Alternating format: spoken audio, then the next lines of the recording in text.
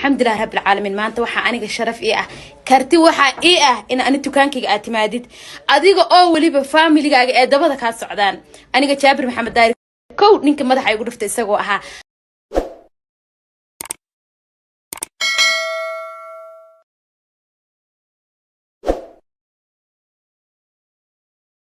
السلام عليكم ورحمة الله وبركاته ولا Soomaaliyeed qiimaha qaayaha mudan aad iyo aad baan idin salaamayaa meel walba dunida ka joogtaan waxaan ilaahay soo dhawaada channelka naga daawanaysan waa Somali Voice TV maanta mowduuca aan rabno inaan ka hadalno ayaa ku saabsan labadii gabdhood ee social media uu haystay maalmahanba waa Najma DDS gabadh lagu magacaabahay iyo ayaan dhalad labada gabdhood oo maartay uu dagaal dhex maray maalmahanba waa la hadal hayay run ahaantii labadan gabdhood dagaalkooda ayaa ka bilowday in ay live iyo maartay social media ay maartay iska soo caayaan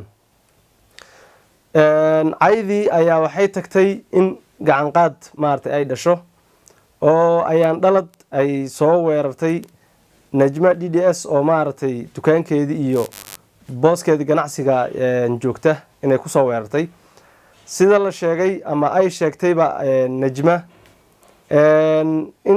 Najma waxay sheegtay in la soo weeraray oo waliba dad badan ay soo weerareen oo rag iyo dumarba leh halka ayaan dhaladna ay tiri keligay baan ahaa wax ila socdayna ma jiro run ahaantii maxay hayday labada muuqaalba ama labada erayba yacni way iska soo horjeedaan laakiin bal aan cabirno yacni sida ay wax u dhaceen run ahaantii horta haddii anigaan arrintan fikriga ka dhiibto aad iyo aad bay u khaldan tahay wax wanaagsanna ma ahan dhaqan Soomaaliyeedna ma ahan dhaqan ogaadinna ma ahan sida aan ognahayba labadan gabdhood waa laba gabdhood oo ogaadina marka sidaas ayaan u leeyahay dhaqan ogaadinna ma ahan in meel meherad intii la iskugu imaado aad iyo aad maartay qofkii loo jirdilo marka tan waxaan ku dhaliilayaa ayaan dhalad ayaan ku dhaliilayaa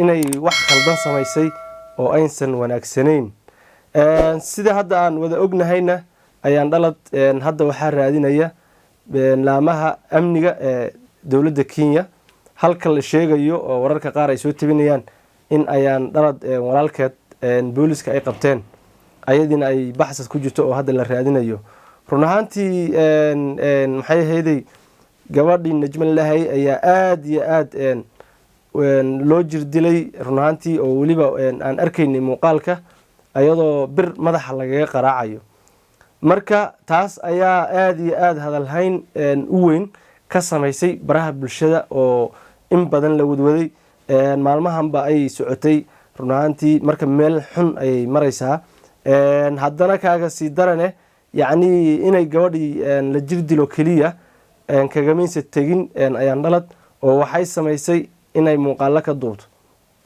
marka markii yacni waxaa la leeyahay haddii ay keligeed ahayd oo gabadha ayada keligeed ay soo weerartay muuqaalka see uu ku imaaday yaase u duubahayay taas ayaa maaragtay isweydiin maaragtay meesha ku jirta oo in dad kale ay la socdeen oo ayaan ay caawinayeen taas ayaa maartay laga dheehan karaayo yacni de qof asagii dagaal keligii soo aaday muuqaal kansho uu ku duubta ma helayo laakiin dad caawinaya haddii uu haysto oo maaragtay de garab taagan in muuqaal loo duubo maaragtay waa way dhib yaraanaysaa marka ayaa gabadhii iskugu dartay inay waxyeello soo gaarsiiso oo jirdisho iyo in maaragtay muuqaalo anshax ka baxsan oo xitaa muuqaalo qaawana qaarkood oo gabadhii ay timaheed qaawan yihiin lugaheed ay qaawan yihiin ay maaragtay ay duubatay marka kolley cid baa caawinaysay oo maaragtay u duubtay marka halka Najmo ayadu ay leedahay yacni de keligeed ma aysan ahayn oo dad baa la socday marka taasaa maaragtay yaa la dhihi karaa oo la isweydiin karaa yacni waa gabadhan waa la wada goobtay marka si walbaba ha ahaato haddana waxaa xumayd inay social media ay soo geliso yacni muuqaalada ay ka duubtay gabadhan.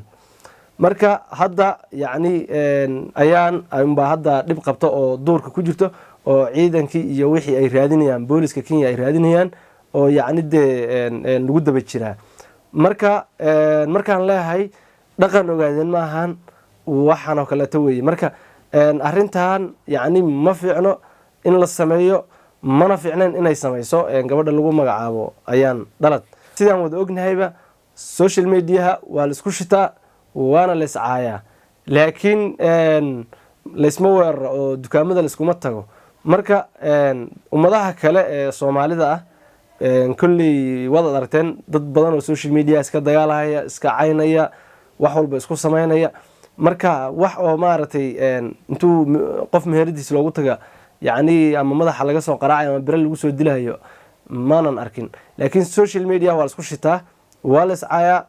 marka dee waxaan maaragtay dareemayaa doqonnimadii maaragtay dadka Soomaaliyeed ay sheegaan ay dhahaan ogaadeenku waa doqon, tiibaa maaragtay yaa run noqotay. sababtoo ah social mediahan waa la iska dagaalaa, waa la isku shitaa, oo laba qof oo maaragtay dee intay meel iskugu tagaan isbireeyana lama haayo. marka dee doqonnimadii la sheegahayay bay wax ka jirtaa baan dhihi karaayo. dee maxay ahaydey in qof meheradiis intii lagu soo weeraro la jir dilo kadib haddana muuqaalo anshaxa ka baxsan laga qaato, wax saxa ma ahaan dhihi karaa, waana wax ceeba. marka taasna ma fiicnayn hadda iyo maxay ahaydey waqtiganna. waxaan dhihi lahaa aniga hala dejiyo yacni arrintii hadda dad badan oo social mediaha wada oo waxaan arkayaa arrimo qabiil hawshii usii bedelaya. laba gabdhood basaa dagaalay, labada gabdhoodun ha ku koobnaato. wax oo maaragtay dee qabiil iyo dee meel fog la gaarsiiyo aniga uma arki. haddii ay wax dhaceenna yacni lagama sii daba xumaado. marka waxa taladayda aan soo jeedinaya ayaa ah in maaragtay dee la dejiyo hawshan, labada gabdhoodun lagu koobo, wax qabiil iyo afaaro kale maaragtay aan meesha la keenin oo halkaa lagu soo gabagabeeyo ayaan aniga maaragtay ka codsanayaa.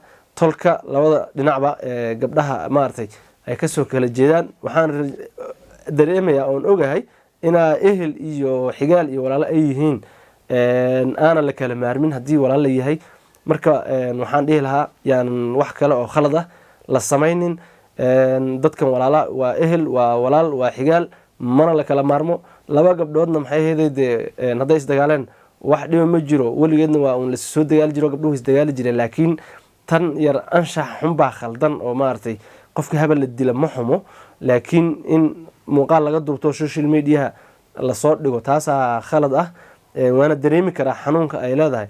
marka hadda waxaan leeyahay halka ha lagu joojiyo, gabdhahana maaragtay sidaas un ha ku dhamaato. wixii eegada ka dambeeyana wixii laamaha amniga un ha loo daayo hawsha, halkaa un laamaha amniga ha kasii wadaan, halkaana lagu soo afjaro. dadka social media warxmatashiilka ahna maaragtay reeraha iyo ehelka wada dhashay saa u dhex ordayana ka baxa baan leeyahay. oo maaragtay waxa lagu xaliyo, walaalnimaha lagu xaliyo, taasaan anigu aan dhihi lahaa. gabadha walaasheena ay wax soo gaareenna waxaan leeyahay walaashii macaan allah ku caafiyo, ilaahayna maaragtay ha kaaga boogadhayo insha allah, waadna caafimaad doontaa. gabadha kale ayadna walaashay wax geysatayna waxaan leeyahay hadda wax waad geysatay, laakiin mar dambe iyo waqti kale waxaan oo kaleeto iska ilaali. qof walaalkaa ana arrintan maaragtay mar dambe ha ku samaynin. wixii dhacay dhace, wixii hadda ka dambe ayaan ka hadlaynaa hadduu ilaah yidhaahdo. waxaana idin leeyahay haddii aad muuqaalka halkan nala soo gaadhay waxaan kaa codsanaynaa subscribe-ka noo saarto. haddii aad nala sii joogtayna aad iyo aad baa u mahadsan tahay. muuqaalkana like iyo share intaasi dhiirigelin bay noo tahay haddaad noo saartaan. waxaan idinka codsanayaa mar labaad mar saddexaadba inaad muuqaalkan sii faafisaan. waa walaalkiin deeq oo idin leh sidaas iyo nabadgelyo iyo kulanti dambe oo xiiso leh insha allah.